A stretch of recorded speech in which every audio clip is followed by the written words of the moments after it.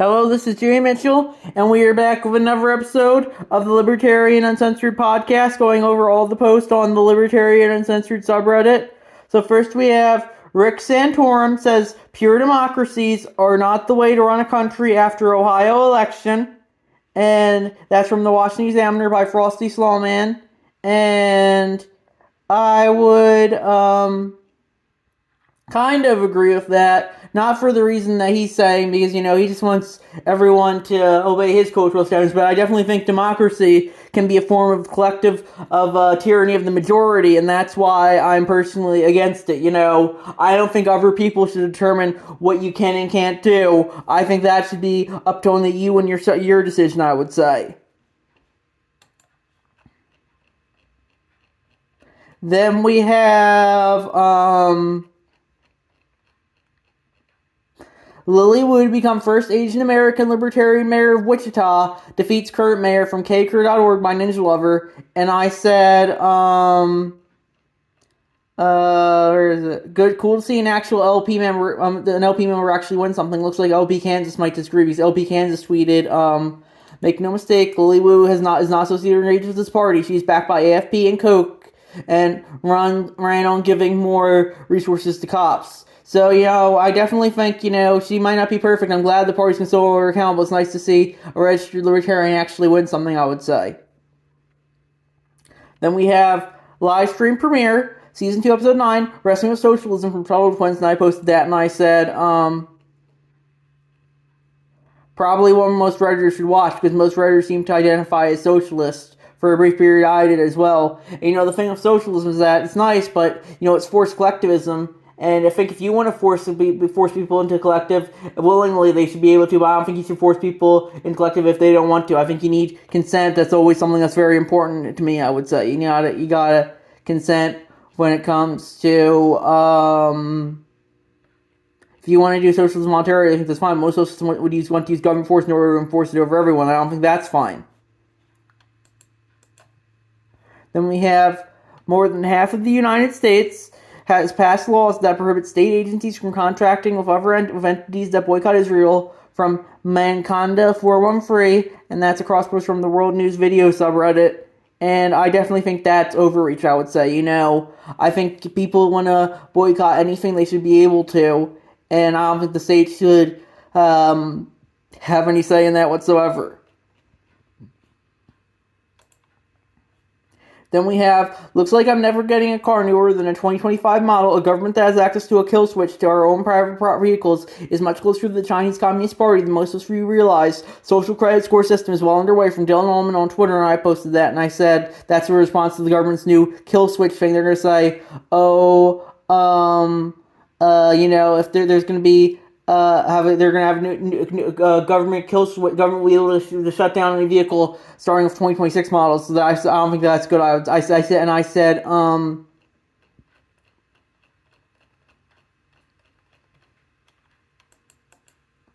I think what we are witnessing is the Chineseification of the West currently. Soon, you're not going to have a free and open internet like you have like will be like the Chinese internet, and you won't be able to criticize the government without getting thrown in jail for it. And are just gonna be like China, but in the West, and it's not gonna be good. You won't be. It will be like you won't have any be able to resist the government at all without them coming after you for it, and that's just something that really scares me. But that's why we gotta use our free speech while we still have it, I would say. Then we have from the chair, election of Lily Wu as mayor of Wichita, Kansas, from the LP Kansas website, and I posted that, and I said, it's good to see an LP candidate win something, but I'm glad that the LP is still going to hold her accountable for her actions. Then we have American lawyer 77 shoots climate activist in Panama, and that's from Humanitas Anti-Odium, across from the white people Twitter subreddit. And I said, I'm 50-50 on this. On one hand, I believe people have a right to stand their ground, but on the other hand, I believe people have a right to free travel as well. climate protesters aren't going to listen to words. Have you seen what groups like Just Stop Oil do in art museums? Also stuff like, how they blocked a child from going to the hospital on the roads. And I also said, I don't think people should use lethal force or treat any force for that matter, but sometimes push does have to come to shove somehow. And, I personally wouldn't have used force, but, if you want to justify using force for this, that's on you. I personally, I guess you could argue, I would say it's a NAT violation, but, I definitely think the victims are really unsympathetic in this scenario, I would say. Then we have Christian Nationalist State Representative Brandon Pritchard says the results of Ohio's election should be ignored, from rightwingwatch.org by Whittling Nan. And, I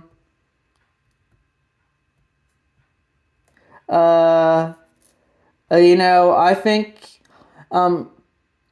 that's why I personally would justify not voting for people like this, because they don't care for anything. They'll just screw you over and just ignore the results of elections they don't like. That's kind of what the major parties do. If the election goes against their way, they'll just say it's rigged and we're just gonna ignore it, and that's just not something that we should be doing, I would say.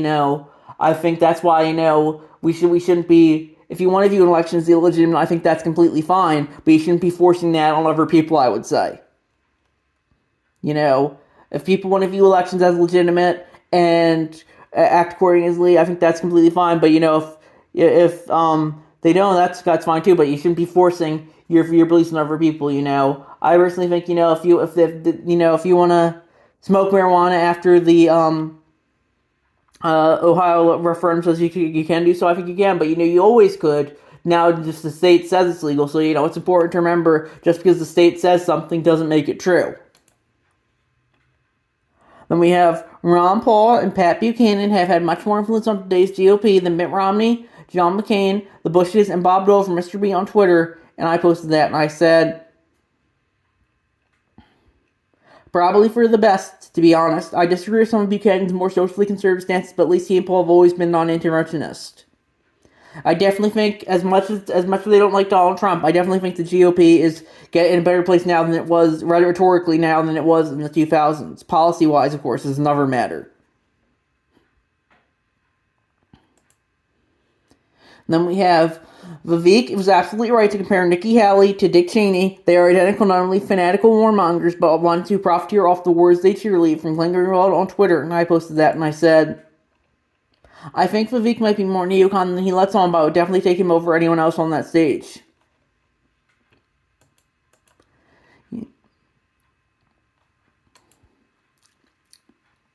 Then we have Vivek is the best Republican candidate, but he's still a Republican, from LP Arizona on Twitter, and I posted that.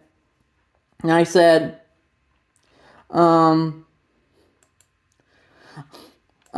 agreed, he'll just stab you from the back instead of the front. A lot of people like Nikki Haley, they're saying, I'm pretty much going to be Bush Cheney again. Well, Nikki Haley's like, Vivek for somebody's like, no, I'm going to be different. But, so did Obama said that, and so did Trump, and look how they turned out. They didn't really turn out too different at all. It just to show you that, they're all pretty much the same, even if they tell you otherwise. They all are pretty much John McCain, I would say. Israeli Arabs are now in prison for scrolling on Twitter, from Frosty Slawman, and that's a cross-post from the Majority Report subreddit. And I definitely don't think that's good. It just goes to show you the government can arrest you for whatever it deems a crime, and it can name anything it wants a crime, because that's a definition that is ultimately subjective rather than objective.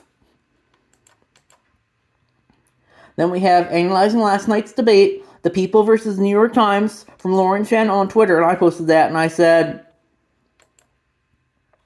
the Twitter poll from Patrick Bet David says that Vivek Ramaswamy won a landslide, but the New York Times says he was in last place. But I said, Reminds me of the quote, "I think the people of this country have had enough of experts," by Michael Gove in the lead up to Brexit. People are tired of the MSM's agenda, and now thanks to social media, that agenda is less influential than ever. That's why they want to stop all this questioning of them. That's why they want to control social media, so you won't be able to question them anymore. And why they say, "Oh, we need to stop all disinformation and hate speech," because everything they don't like is going to be labeled disinformation and hate speech, and that's why we need to support free speech while we still have it, because I don't think it looks like on the trajectory we have, we might not have it for much longer. Then we have American-made missile conjectured to have been fired at Al Shifa Hospital, and that's a tweet from Jamal Bowman, and it's removed, but it was posted by Frosty Slawman, and I definitely don't think that's good. I think it's important to not justify putting American-made weapons and all over the world, but that seems like what the military-industrial complex is primarily interested in doing. Just doing as much arms proliferation as possible, while also saying, "Oh, we need to have gun control in the U.S." And that just goes to show you that they're nothing but hypocrites. That they want to arm everyone else, but just they want the U.S. to be gun controlled. Then we have the DSA was able to shut down shipments of firearms from the state of Israel by shutting down cold arms of protest, which also protect the Palestinian people from genocide by American gun manufacturers, from International Silver One. And that's a tweet from Connecticut DSA. And I don't know if I said anything here. Did I say anything? I might have said something here. I said, I didn't say anything related to this, but I personally think, I'm glad to see that they're stopping arms proliferation, but this is also how they're being used as a push for gun control, and I don't think that's good either. I like what this comment from NDIT guy says, you should be out protesting Raytheon, Northrop, and Boeing, not people like Colt Arms.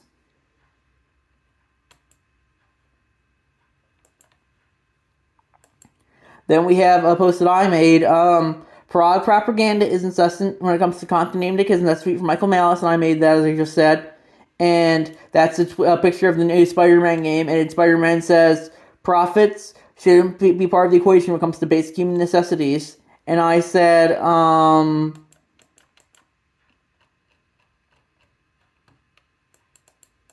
control the narrative, control the people, and people wonder why stuff like Tuttle Twins exists, because increasingly, mainstream culture is just increasingly just progressive propaganda, and you gotta call that out. It's why I really have embraced Garfield this decade. It's one of the few remaining media properties to remain apolitical. Jim Davis is a 78-year-old who grew up on a farm in Royal, Indiana. He's almost certainly right of center, but you could never tell that just by reading the strip.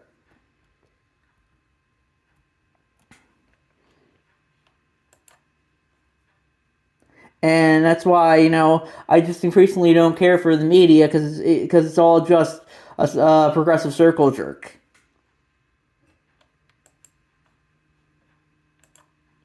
Then we have great moments and unintended consequences. Gun buybacks, Poppy Payday, Cafe Standards, Volume 13 from Reason TV on YouTube, and I posted that, and I said, remember, good intentions don't always usually equal good results. And that's why, you gotta always remember that you can't have, you can't just do everything. Well, the road to hell is paved with good intentions, and that's why we shouldn't have the state running people's lives, because they might, even if they're well intentioned, they can still ruin everything, as videos like this say. Then we have ranking the states from most to least corrupt, 2015 from 538.com by Clorox, and I guess that's interesting. I personally think all the states are just varying degrees of corrupt, so I don't think it really matters too much. Then we have Israel by Nathan R.H., and they wrote, "Yes, fun topic, let's get over with.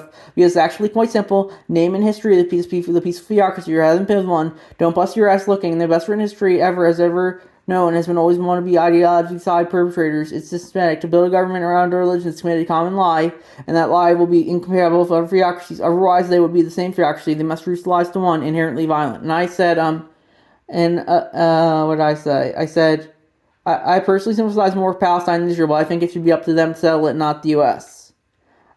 I also said Israel's arguably the least theocratic of the Middle Eastern nations as well, so that's important to also remember. I personally, as I said, sympathize more with Palestine, but Israel compared to countries like Saudi Arabia and Iran, it's definitely less theocratic than them, I would say.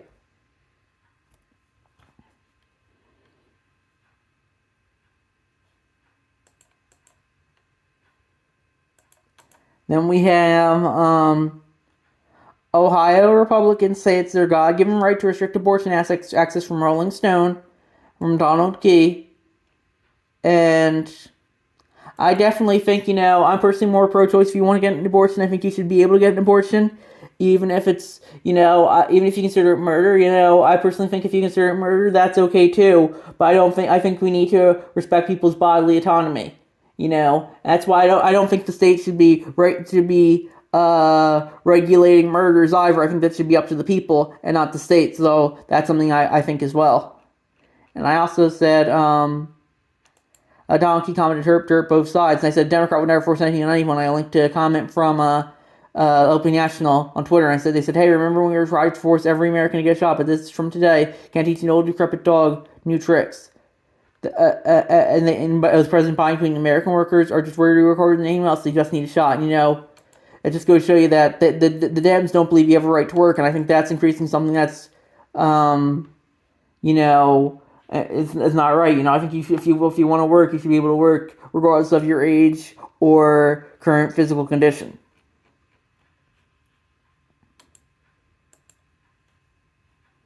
Then we have libertarians are often accused of being utopian, but nothing is more utopian than the idea that the government will limit itself. From LP National on Twitter, and I posted that, and I said,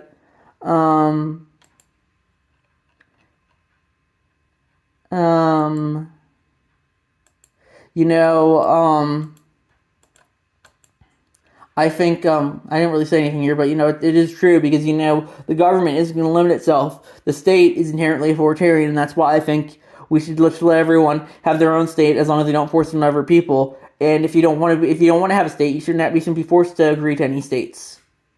Just let everyone have their own. Everyone mostly governs themselves. So I would say, we don't really need a state. If you don't want to, it is.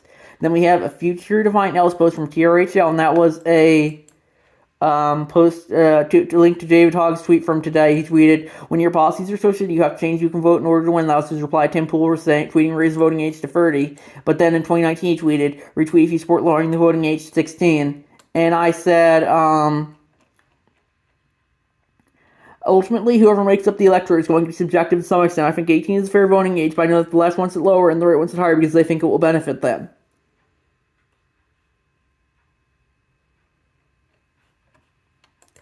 Then we have sharp decline in Gen Z support for same-sex marriage. Gen Z used to be much more in favor of than the older generations. Now they are not. From Rob Henderson on Twitter, and I posted it, and I said,